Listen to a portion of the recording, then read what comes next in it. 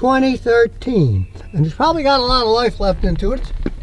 Basic car, 4-door. This has a venerable 1.8 liter Honda engine. If you take care of them, they are indestructible. Timing chain, no timing belt. Drives the bone too, so it's not leaking. And yes, these are the original struts with almost 200,000 miles. This is a pretty lightweight car. It doesn't really eat through them. You know, it's got a whole bunch of miles on it. It's an old car, you know, 200,000 miles, but it's still getting 32.7 average city country drive. I stopped buying Toyotas. Why? Because the car you're about to see is 5 times cheaper and still refuses to quit, even after 217,000 miles. That's right, a Civic most people would have written off years ago might hold the smartest secret for anyone tired of overpaying for reliability. With original suspension components, strong brakes, and an engine that hasn't skipped a beat, this car exposes a myth that dealers don't want you to realize, and I'm going to prove it. Before we move on, I will like you to subscribe to the channel and like the video. Everyone thinks the safer choice is that shiny new car with low miles, maybe even a brand new Toyota straight off the lot. But what if that assumption is actually draining your wallet faster than breakdowns ever could? It sounds backwards, yet the math tells a different story. We're told to associate reliable with new, but reliability on paper and reliability in your bank account don't always line up. In fact, they often move in opposite directions. Think about the image car ads sell you. Stress-free driving, no worries about breakdowns, and years of peace because you signed 5 years of payments for a model with a reputation like Toyota's. Sure, that sounds nice. Now picture the financial piece of it.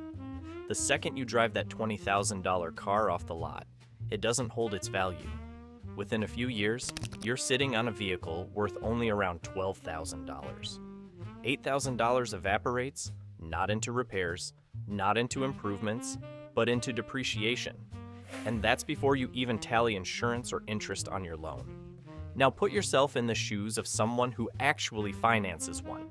They swipe their pen across that contract, proud they're making the responsible choice. Every month, those payments hit the bank account. At first, it feels fine. New car smell, touchscreen, smooth ride.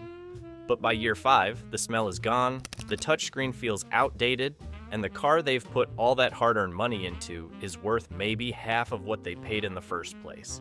If they trade it in, they've essentially spent thousands just to rent peace of mind. The common defense is, but maintenance is cheap. I don't have to worry about repairs. And yes, for the first few years that can be true. But here's where the numbers bite back. Spending less on maintenance doesn't save you from the sheer cliff of depreciation. A timing belt replacement on an older car might cost you $700. Compare that to the $8,000 slide in value you just absorbed automatically with a safe purchase. Which one hits harder? This isn't just theory. Let's look at an example from someone actually tracking every expense. Take the case of the Frugalwoods, who logged years of living with a high-mileage Prius. Over the course of several years, even with the mileage piling on, their documented maintenance and repair costs barely broke into what most people lose from depreciation in a year or two of owning something new. Oil changes, a set of tires, and routine brakes. Yes, they spent money, but a small fraction compared to what's silently leaking from the value of new car buyers' wallets. And here's the key financial principle. Depreciation almost always outweighs repairs when you're calculating total cost of ownership.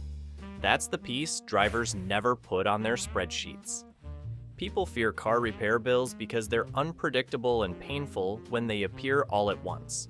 But when you zoom out, the slow bleed of value loss from buying safe turns out far worse than occasionally fixing something. Do a standalone diagnosis. VIN USA Civic 2013. The battery's a little weak, it's only 12 volts, so we'll tell him he should replace the battery. The struts are really bad, and the shocks, they'll bounce and you'll get scalloped wear. This one isn't either, and neither's this one. Smooth wear. It's the hidden tax of wanting to feel secure, and that tax is massive. So when people repeat the idea that a Toyota or any new car is the gold standard of reliability, they're only looking at half the picture. Mechanically, sure, they hold together. Financially, it's the opposite story. What really counts as reliable is a car that doesn't tank your money while still doing everything you need. That's why the next step is so important. Let's put that belief to the test with a Civic most buyers would call too old to trust, and see whether condition and care beat out shiny new paint every single time. So can a car with 217,000 miles really compete with something that just rolled off the Toyota lot? That's the question most buyers ask before walking away from cars like this 2013 Honda Civic. At first glance, you can see why. With that kind of mileage staring back at you, the easy assumption is trouble waiting to happen. Many people wouldn't even bother to test drive it. But when you look closer, the reality is very different. Instead of a tired machine on its last legs, what we find here is a surprisingly capable daily driver that challenges the idea that age automatically equals unreliability. Let's start with the suspension, the part you'd expect to show serious wear by this stage. Up front, you've got McPherson struts, and in the rear, you're looking at simple shocks. After nearly 200,000 miles of use over rough roads, you'd think leaks or collapsed dampers would be obvious. But here, they're dry and intact. There's no fluid dripping down the housings, no dead bounce after a push on the fender. The ride itself? Slightly stiffer than brand new, sure, but no crashes over bumps or wallowing around corners. It's the kind of ride most people wouldn't even notice unless they drove the Civic back to back with one fresh out of the showroom.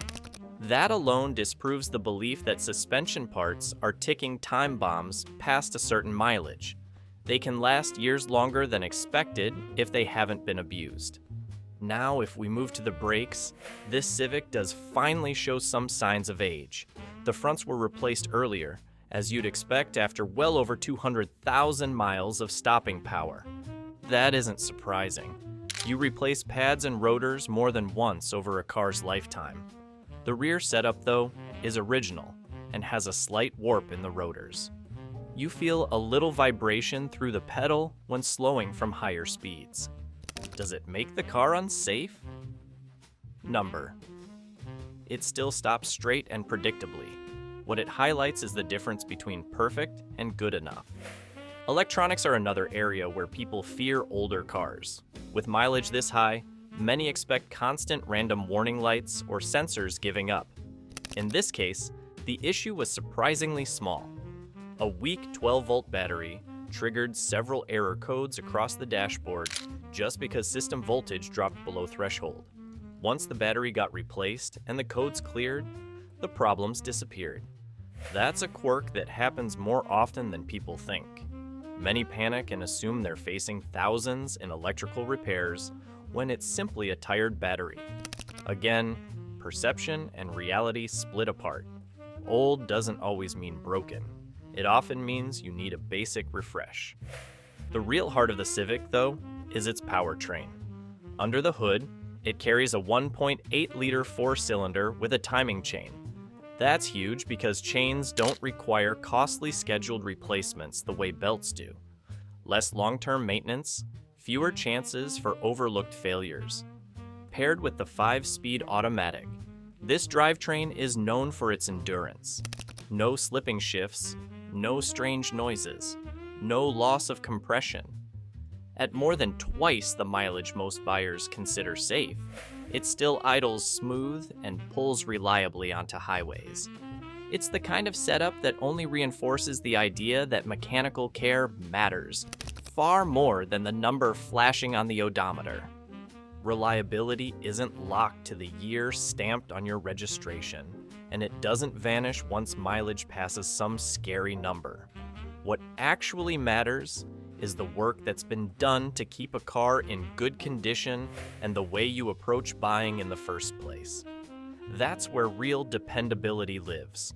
A shiny new car can quietly drain thousands through depreciation, while an older one keeps moving for pennies in comparison. So ask yourself this. If a 217,000-mile Civic is still proving itself daily, what beliefs about safe choices have been costing you far more than you realize?